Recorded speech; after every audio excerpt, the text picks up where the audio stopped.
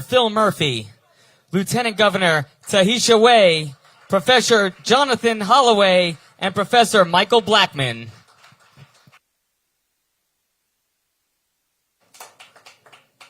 Michael, you're far away. I know. Tahisha, you need a drink. I'm getting one. Okay.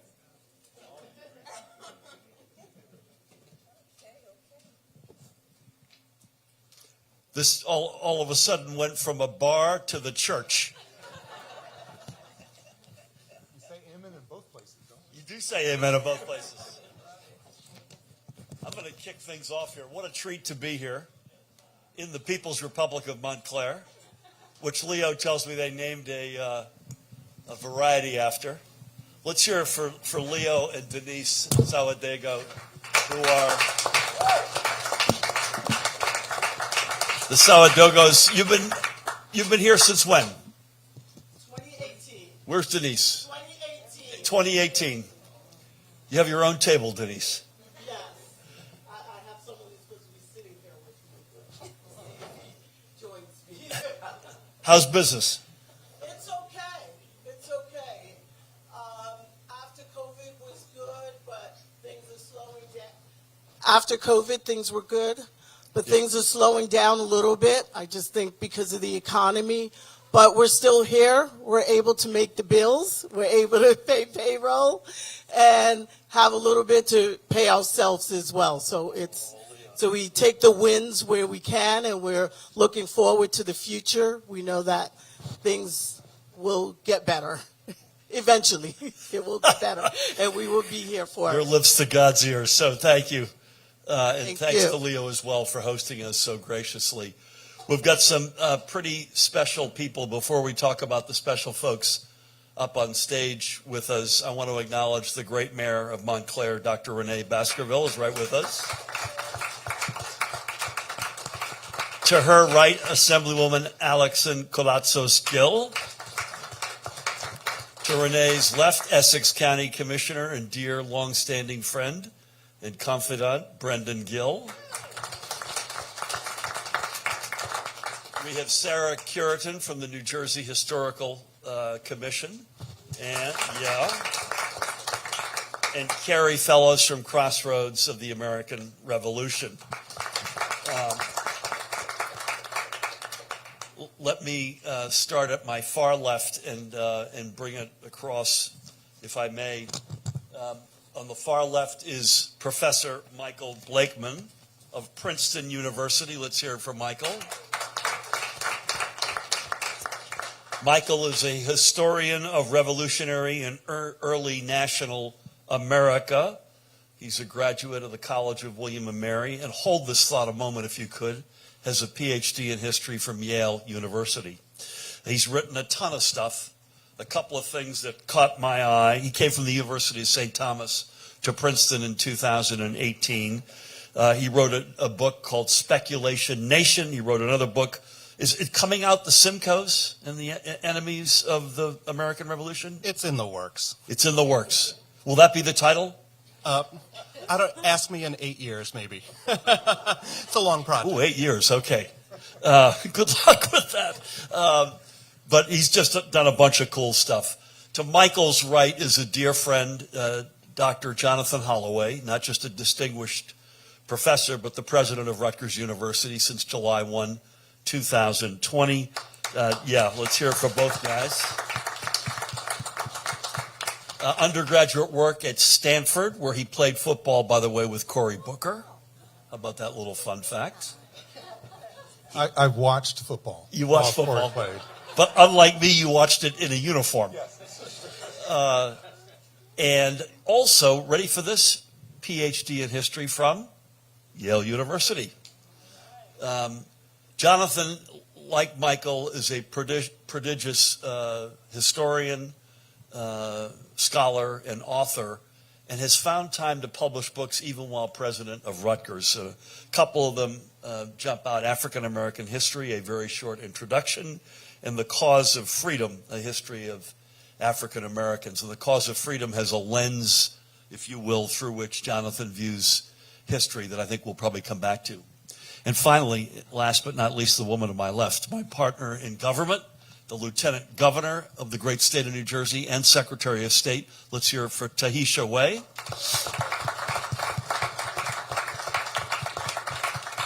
Neither Tahisha nor I claim to have a PhD in history from Yale University, but Tahisha is a distinguished, not just public servant, but herself with a distinguished academic career. Brown undergraduate, University of Virginia Law School, a great lieutenant governor, a great partner in government, former judge, former, at that point, freeholder.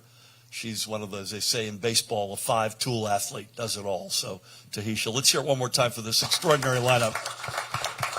Governor, you forgot to tell them that I did all of that by the age of 22. That is correct, by the age of 22. And she's a mom of four great gals. And she's married to the New York Football Giants. Literally. I want to say something, Tahisha, and see if you agree before we jump in and start throwing topics to our distinguished guests. We started putting our sort of program together for the American Revolution, the 250th anniversary, semi-quincentennial, which is not a word that rolls off your tongue, at least my tongue, which will be obviously July 4th, 2026. Interestingly, we will no longer be in office. But like the World Cup, which is that month as well, we want to make sure we lay all the seeds and the tracks to make sure that whoever it is that succeeds Tahisha and me have something that's alive, vibrant, viable, etc. I think there's two, and I want you to react to this to see if you agree. There were two dimensions that we were and are obsessed with. One of them is to make sure that New Jersey's story in the Revolution is properly told. I was born, by the way, this gets me no votes in New Jersey, in Boston. I grew up near Lexington and Concord, or if you look at Independence Hall in Philadelphia, you would think that the entire revolution took place in those two metro areas, when in fact, George Washington spent more time in New Jersey during the war than any other state or colony. There were more battles in New Jersey than any other colony. And so one objective, I'd love you to react to this, is that we wanted to make sure we were punching at our weight, that the oxygen wasn't sucked out of the celebration and commemoration by we got nothing against Massachusetts or Pennsylvania or the nation's capital, but we want Jersey's story to be told. And then the other more specific reason for tonight, we have tavern talks. I'm told this is not a tavern talk, because we've done, how many have we done, guys? 4? And we've got another, how many? Another 3 coming up. But those all include reenactors, am I right? So that's, again, a tavern setting like this great brewery. Shameless commercial for this place, which we love. But those are reenactors that go through a particular vignette in the Revolution. This, as you can see, is not that. But what this is, and this is an important, it's not the only moment we're going to shine a light on this, but we also share a passion for making sure the undertold stories, particularly of Black Americans, get told. And that's a big reason why we're here tonight. It's not the only thing we'll talk about in the next period of time, but it's a big part of why we wanted to be here. Again, let's get Jersey's story punching at its weight, and let's make sure the untold or undertold stories, particularly of African-American slaves and soldiers and others, make sure that story gets told, that we tell the whole story, nothing but the truth, even when it hurts. So that's the sort of guiding principle. Anything you want to add to that frame, Tahisha? And sure, Governor. I'm going to drink while you speak. Exactly. I'm going to do the same because Cheers. I got the motherland here. You did. It's all about. Cheers, guys. Jonathan, Michael, here. Delicious. 100%, Governor, because this is what we did when we celebrated the 100th anniversary of the 19th Amendment, when women gained the right to vote. Sarah, you know what I'm talking about. We wanted to make sure that we were inclusive as to all women, Black women, Indigenous women, Latinas, just so that New Jerseyans and everyone will get the true picture of what was going on on the streets, in the ground, right? And so, it's good that we're here with Leo and Denise, and shout out again to them. They showed up for our New Jersey Taste of New Jersey event in New York City, and the critics actually said your brewery was the best. Yes. There's a secret. But, with me being here with all of the distinguished gentlemen, right? There's a distinguished woman behind us on the mural, Denise. And when we're talking about telling the entirety of what was going on, I think that it's often overlooked Black women, okay, and their role during this time. So if I may turn to our distinguished professors and ask them to give us some color as to the Black women's role during this time, we would hear, and I know I've read, how Black women turned to the loyalist side, hopes that they could become free, go to Canada. So can you give us a few or a lot more words in terms of this? What was going on with the Black female experience? Michael, you want to start? We'll go left to right again. Yeah, sure. I can start us off. So first of all, it's wonderful to be here. Thank you so much for your hospitality, Denise and Leo. And Lieutenant Governor Way, I agree entirely that this is it's a vital part of the American revolutionary experience, and it's often overlooked for reasons that have a lot to do with inequalities in the present, and also for reasons that have a lot to do with, let's say, inequalities in the historical record. Black women's stories can be much harder, much more difficult to trace in the archives and to flesh out as fully as we would like to as historians. But there are some, there's some exceptional individuals who come to mind from the American Revolutionary era. People like Phyllis Wheatley, the enslaved poet, who sort of forced white patriot leaders to reckon with Black literary genius and factor that into the way they perceive the world, or confront the dissonance of her literary expertise with the way they viewed the world. There's also people who were, freedom fighters in a legal sense, who sort of seized the moment of the American Revolution and the rhetoric of colonial protests, the sort of emphasis on liberty as the essential political value, seized on that rhetoric and turned it towards their own ends, kind of co-opted it, not to critique the British Parliament, King George III, but for their own purposes. This is the case with a woman who was enslaved in Massachusetts by the name of Mum Bet, who in the early 1780s, after several years of warfare, after a decade and a half of patriots constantly spouting off about liberty this and liberty that, caught wind of the fact that the new state constitution of Massachusetts enshrined a natural right to liberty, and said, well, wait a minute, I'm in a condition of slavery. It sounds like that's unconstitutional. She launched a freedom suit in the state of Massachusetts, her as well as a small handful of other enslaved individuals in Massachusetts. And as a result, the courts said, yes, slavery is illegal. It's unconstitutional in Massachusetts. This is how one of the 13 original states ended slavery, was through freedom suits by people like Mum Bet, who, by the way, last thing I'll say on this point is after she received this verdict and was freed, memorialized her new status in a new name that she chose for herself, and that name was Elizabeth Freeman. So I'm going to confess I'm a total history nerd, because I was enjoying all of this. Michael is a specialist in the area. I'm in the era. I'm not. I work in more 20th century American history. But I could have just sat back and just keep on giving the lecture. This is a wonderful thing. I want to speak about one thing specifically, though, just to really underscore, because I'll be speaking about this later on, I anticipate, with Phyllis Wheatley, who was largely unrecognized until the last, I'll say, 20 years. That's ballpark. When people started to discover individuals like Phyllis Wheatley or other famous figures, that has been written out of history. And finding the archival trail is hard, but not in this case. It was there.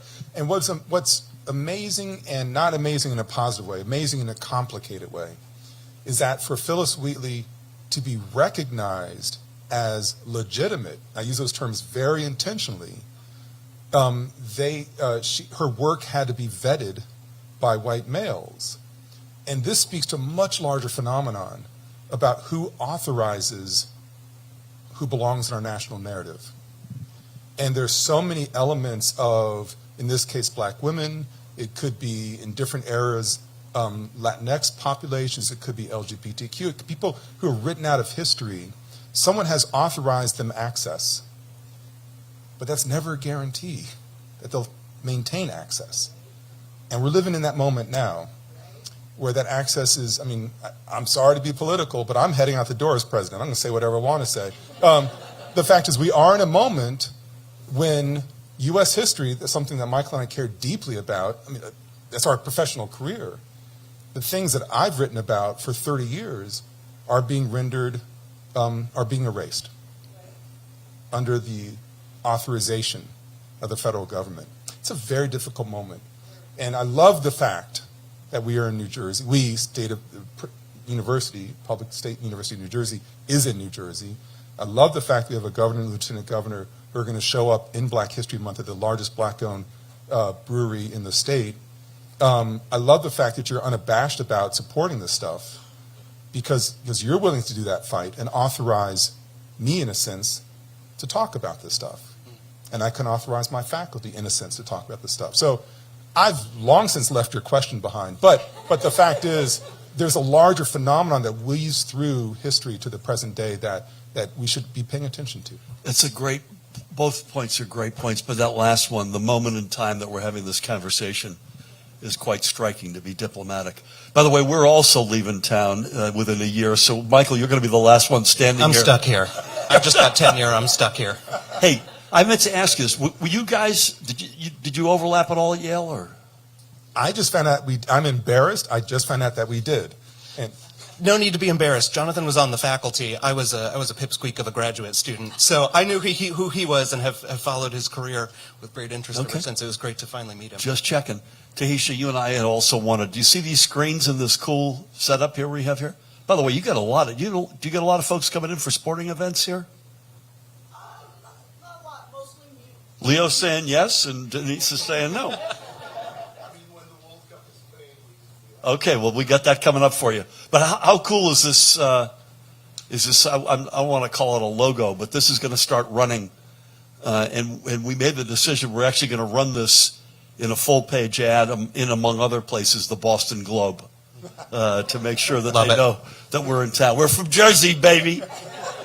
How about the paradox, guys, in whatever order you'd like to address this, Tahisha, if I may, where you've got enslaved blacks fighting for freedom and liberty for the colonies, and I guess to some degree turning that rhetoric back on its head, saying, hey, what about us?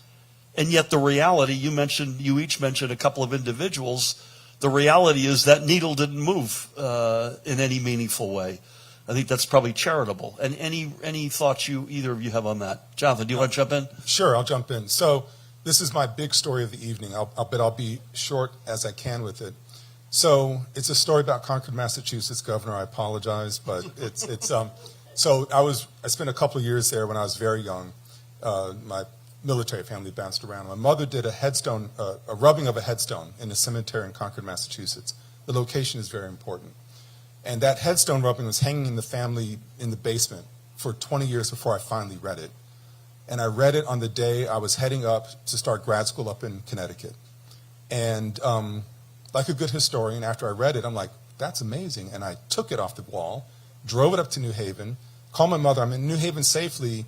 She goes, that headstone rubbing. She goes, what happened to it? I'm like, I stole it. And the reason I stole it, the reason I acquired it was because the opening lines, there's a long story behind it. I'll just give you the opening lines. God wills us free, man wills us slave. I will as God wills, God's will be done. Right?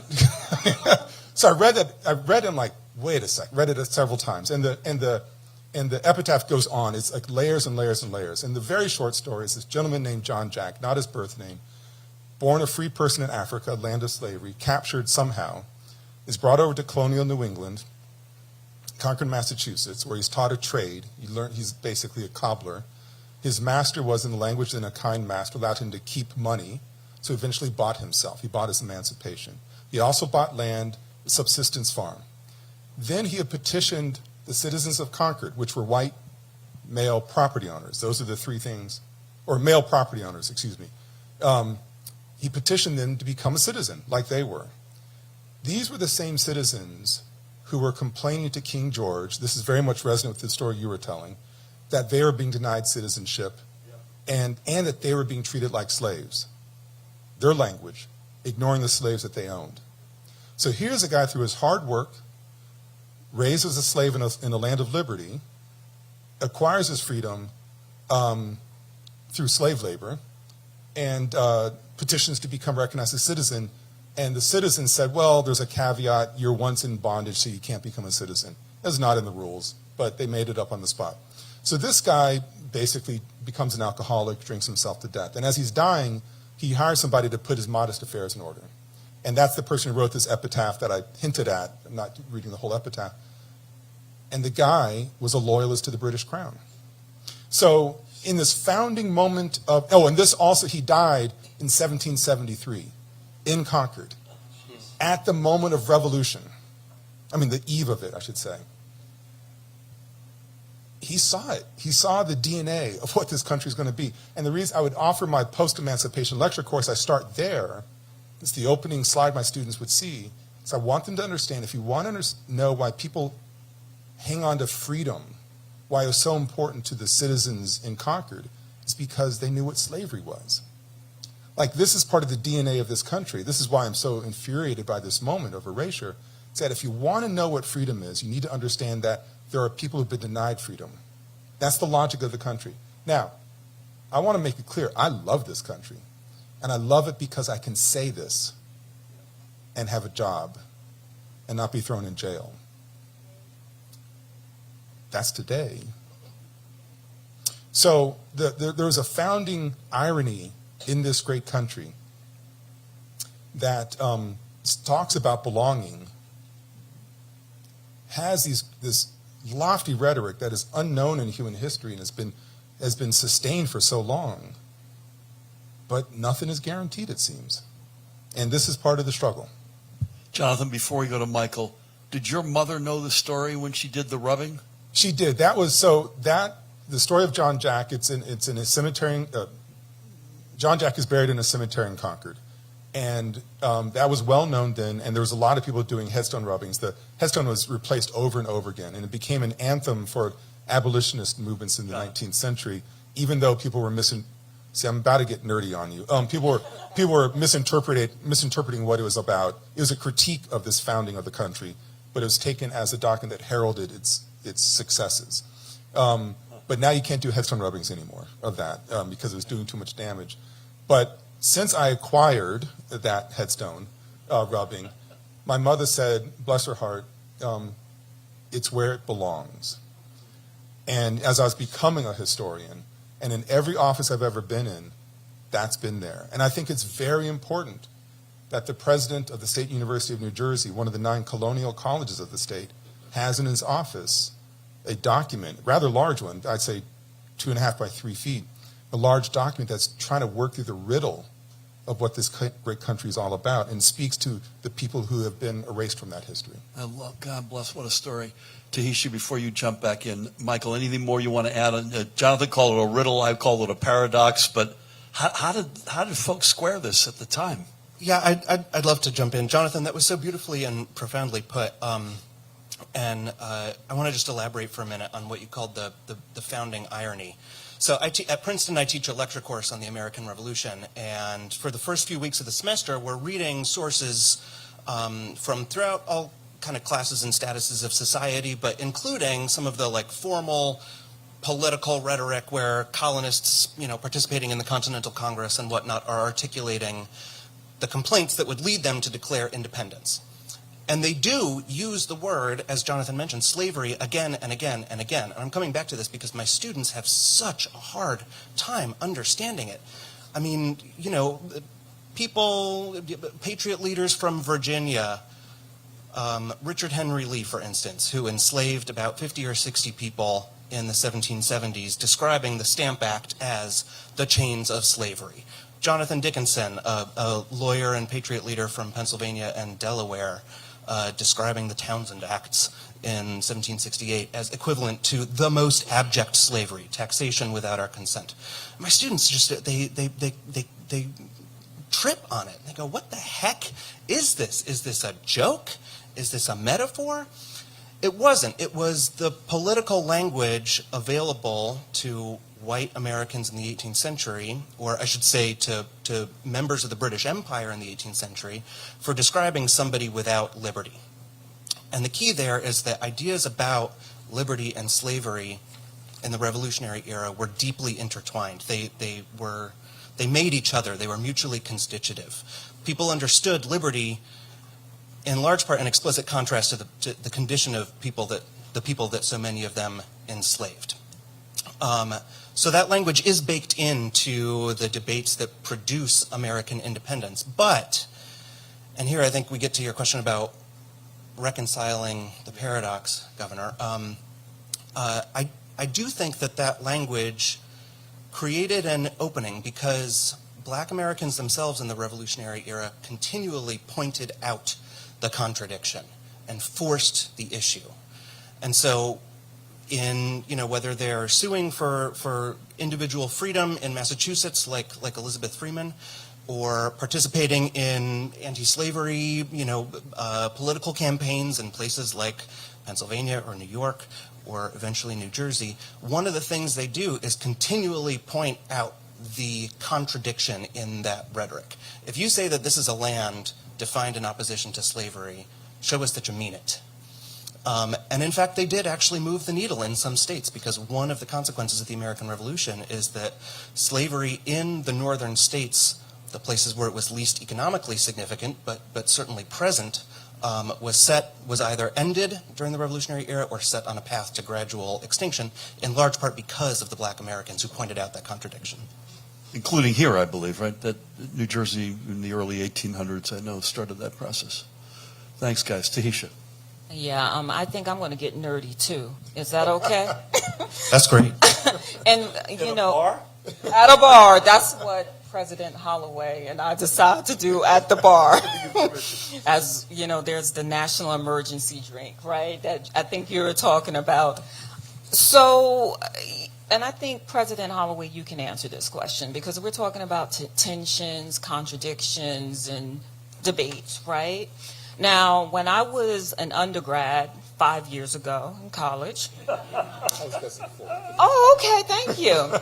So, you know, one of the things that I focused on and studied was race as an ideological construct, right? That the race Black is created to reflect one being inferior, right, in ranking.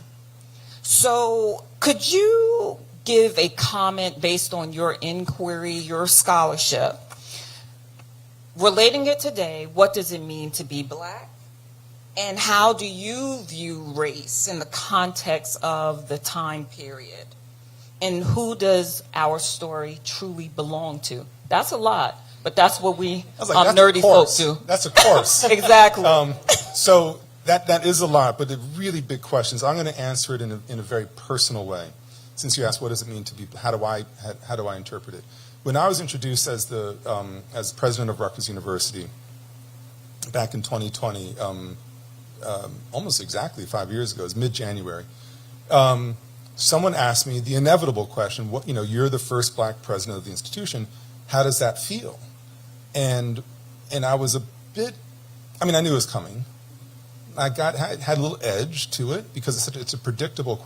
I understand where it's coming from, but it's also predictable in a way that I find frustrating. I said, "Look, I don't get out of bed thinking Black thoughts. I don't walk around happy." No, it's funny. Thank you for laughing. You're the only one. But I don't like have black emotions. I mean, let's not oversubscribe what blackness means. I mean, there is, let's focus on one's humanity, after all. That's what we share in common.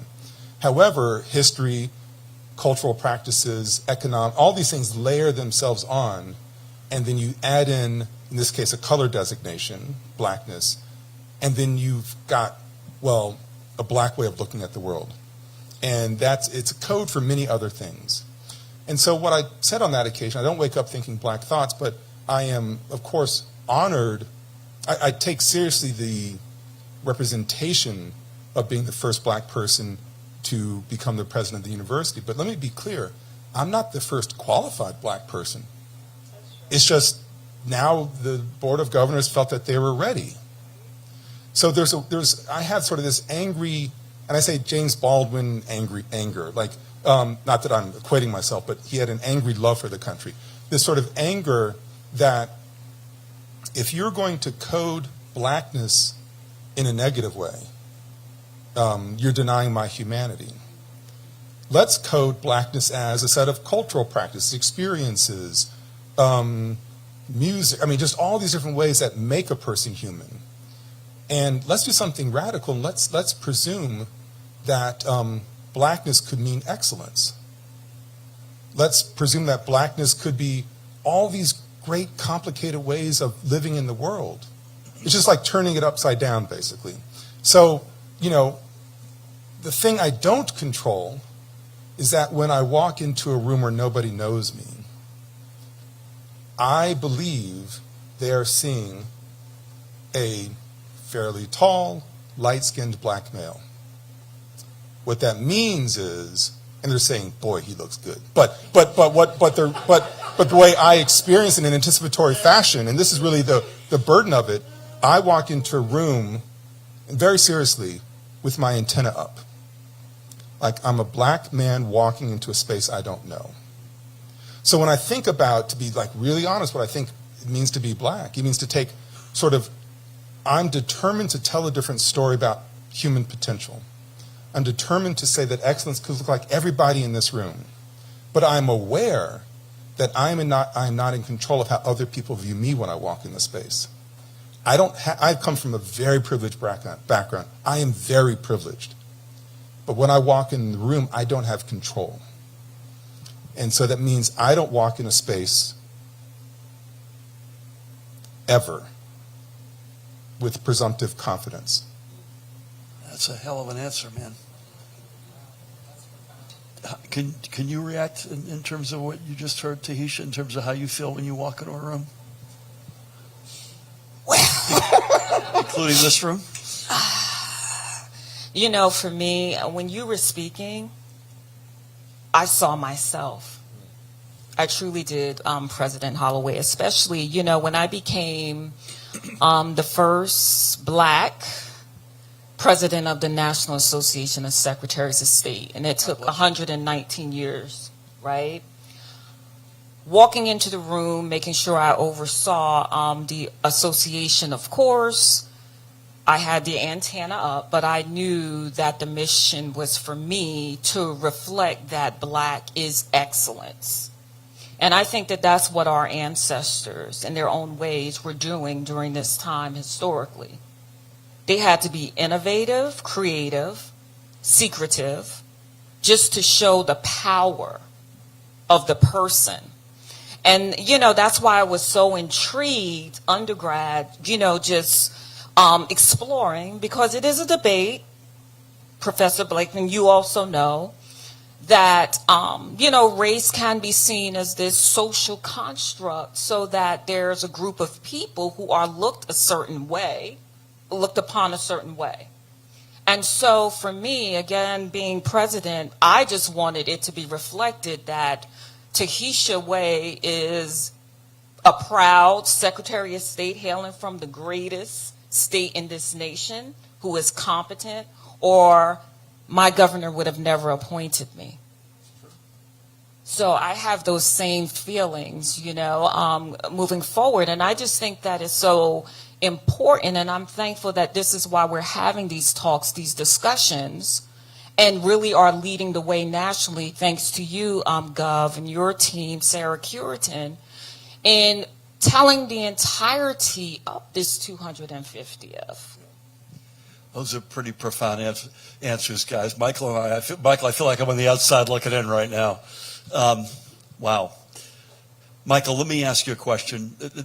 Answer this. It could be answered in a variety of ways. I heard what you said when you said that, in fact, that paradox or riddle, as Jonathan called it, actually led to some good. But all of us probably associate the 1860s with a big, obviously, a war and a quantum move. If I understand the math right, any color on any of this would be great.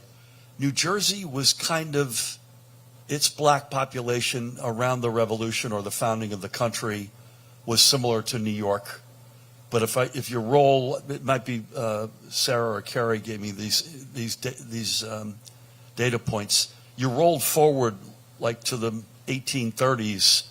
New Jersey had a huge disproportionate amount of the African American population in the North, in the entire North, and was one of the slowest states anywhere, but especially the North, to have finally gotten its act together, ratified the 13th Amendment, et cetera, et cetera. Any color around any of that you can share with us? Sure. New Jersey was one of the largest slave states in the North before the Revolution, second to New York, I think. About something like 6% of the population was enslaved at the time of the Revolution. And it was, although it is a northern state, kind of, indisputably through the lens of the 19th century, it was one of the last northern states to act against slavery, which is kind of its own historical puzzle. It's so hard to fathom that, given who we are today. Yeah. I mean, in 1804, riddle. New Jersey enacts its gradual abolition law, and before then, I mean, New York, Pennsylvania, Massachusetts, Rhode Island, New Hampshire had all in some way acted against slavery. And I think this is a big question that historians are trying to figure out why. One of the things I try to teach my students is that history isn't just a repository of facts, and it's also not just a time period. History is also like a verb. It's a process of continually asking new questions and trying to come up with new answers. And I hope in the course of, the sort of energy inspired by the New Jersey 250th for new approaches to new questions in history, that historians might build a better answer than we currently have to the question of why New Jersey was one of the latest northern states to act against slavery. Do you shine a particular light in your class, either of you, on New Jersey, or you lean more broadly America? I shine some light on New Jersey, especially the first day. The first day of my lecture course on the American Revolution is you open up by telling somebody to go to hell or something, and just remind them that you're in New Jersey. Excuse me. They have the opportunity to drop for the first couple of weeks, so I try to win them over in the first couple of weeks of class. I start with a lecture on Princeton and the American Revolution, both the kind of canonical stories of the Battle of Princeton and Congress being at Princeton, but also the more human-level stories that have come to light in recent years about Princetonians of all stripes. There were Lenape people in Princeton during the American Revolution. There were free and enslaved black people. There were women in Princeton during the American Revolution, and their stories are essential to telling the history of Princeton and the Revolution. So that's how I start. Jonathan, do you lean more America? Yeah, I do. So I teach a course in the fall semester. I mean, I need to teach in order just to sort of feel grounded in true passions of mine.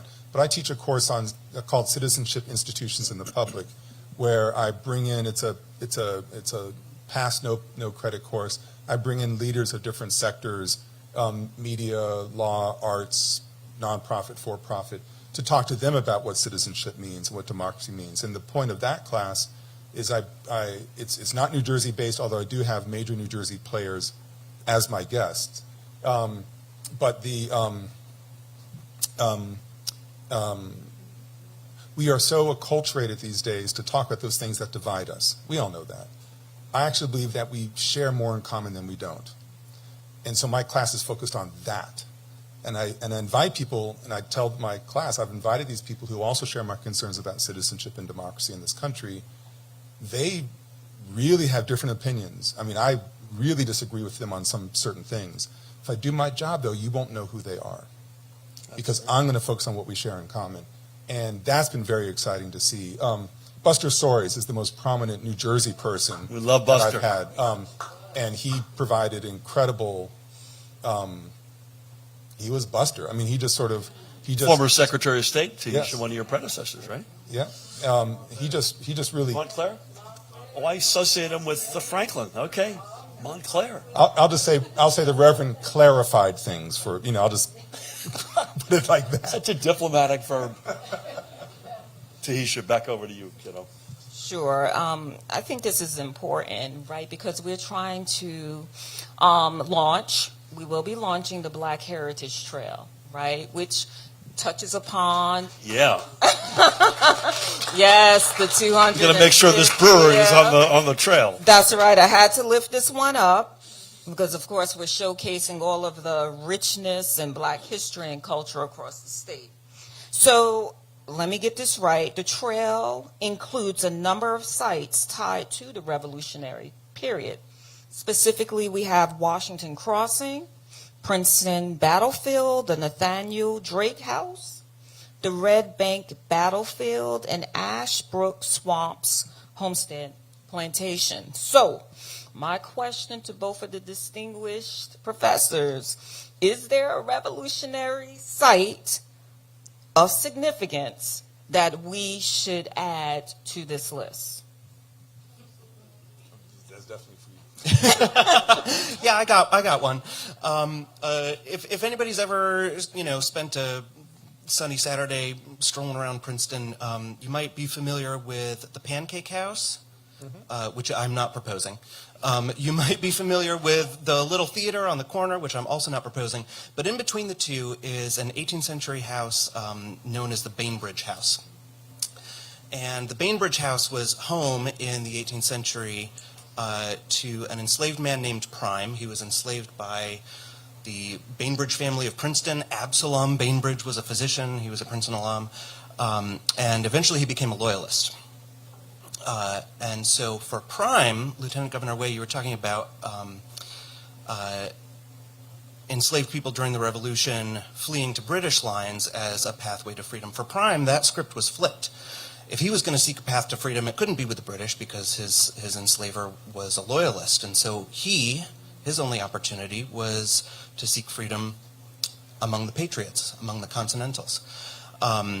He was confiscated by the state of New Jersey when the state started confiscating loyalists' property, land, homes, personal effects, enslaved people, and he had the good fortune that the person who was charged by the state with auctioning him off among the Bainbridge's other effects saw this contradiction at the heart of the American Revolution, saw the absurdity of trying to fund a war for liberty through, in this case, selling enslaved people, and said, maybe you should join the Continental Army. Maybe that would be a path to freedom. So he did. He served, as far as we know, I think, as a cart driver for years during the American Revolution. He eventually came back to Trenton and lived as a free man, and then questions arose about his status, and so he had to spend several years suing or filing petitions and participating in court cases to try to determine whether he was free or enslaved, many of which mobilized that rhetoric of liberty and slavery that the colonists had kind of piloted in presenting their complaints to the Crown. Ultimately, he wound up being one of 3 enslaved men freed for their military service to the Patriot cause by the New Jersey legislature. And a law was passed manumitting just Prime, the individual. And the house where he lived and worked and was enslaved still stands in Princeton. Wow. Oh. I just want to audit your classes. That's really cool. I love the fact when history is not seen as some dry or dusty archive, but it is all around us. I mean, I always forget who said this, but it's a Southern writer. The past is never the past. I mean, it's like it's always happening, right? So I'm going to do the classic smart aleck student and say, well, I'm going to answer a different question than the one you asked, because I'm That's not the line of business I'm in, by the way, as well. but it's, since I'm not a revolutionary historian, it's not the era. One of the great alums of Rutgers is Paul Robeson. And this speaking about history always being alive. When I was in grad school, I was studying Paul Robeson, but Rutgers was not talking about him. When I considered putting my name in the hat for the position, I went to Rutgers.edu and was astonished to see, delighted, but to see Paul Robeson as the centennial of his graduation splashed everywhere, and the places on the campus are named after Robeson. It's like, this is amazing. So Rutgers finally got the courage to reclaim one of their great alumni. There's a long story I don't have time to get into. But Robeson was raised close to New Brunswick in Somerville, New Jersey, and there is a vibrant African-American community. So I can't give you the specifics like Michael just did with that great story. But more and more we're seeing public historians invested in, and I think you might have mentioned a few places that are like this, invested in trying to capture not just a person or physical place or something that merits a statue, but something that captures a way of life that is, I think it's in Brooklyn, Weeksville, blanking on something like that in Brooklyn, but like enclaves where African Americans lived. There's an AME church, I believe it's St. Thomas AME Church, don't hold me to that, in Somerville. But that was sort of the base of a black community, and there are all these other places around it where people, I mean, in contemporary parlance, it was a safe space where they could actually practice their trade, socialize with one another openly and freely. And to the extent that we can, and there's attempts to do that in Somerville, to the extent that that could be part of that work. Again, that's not a revolutionary era history, I confess. It's a 20th century, 19th to 20th century thing. But I'll be happy to send you a memo about this on the side. We'll take it. Tahisha and I will take it. Can you guys help us remember this? Is that possible? On Somerville in particular? Hey, let me ask you, Tahisha, if it's okay with you, what's the best website for people to go on and get our programming for Crossroads or... RevNJ.org. I should have known that. RevNJ.org will give you a whole rundown of all of our programming, and there's some pretty cool stuff. There's a countdown clock and all sorts of cool stuff. I'll highlight one cool thing that's in September. I'm going to forget the date. But, Ken Burns, the documentarian, is doing a multi-part documentary on the American Revolution. And we got Ken to come on down in September. Brian Williams, formerly of NBC, is going to interview him and show, basically it's kind of a world premiere of this, show a bunch of different segments, not the entirety of the many-part program, but that's one of many cool things that we've got, so we'll make sure that everybody knows how to find that. Tish, any last words of wisdom from you? This just has been a great conversation, lifting up the whole perspective of 250th, and I thank the distinguished professors, and of course you, Gov. Right back at you. Denise and Leo, thank you again so much for hosting us so graciously. Amen. To Jonathan and Michael, I mean, do yourself a favor and look up their scholarship, their work, their writings. These are two of the rock stars in this broad space that exist in this entire country, if not beyond. And I'll just end other than saying thank you to Jonathan and Michael on behalf of Tahisha and myself. To repeat with a heavy heart, we could not be having this conversation at a more significant, maybe is a diplomatic word, time in our nation's history. So thank you all so much. Again, Jonathan, Michael, Tahisha, God bless you all. Thank you. Thank you. Thank you.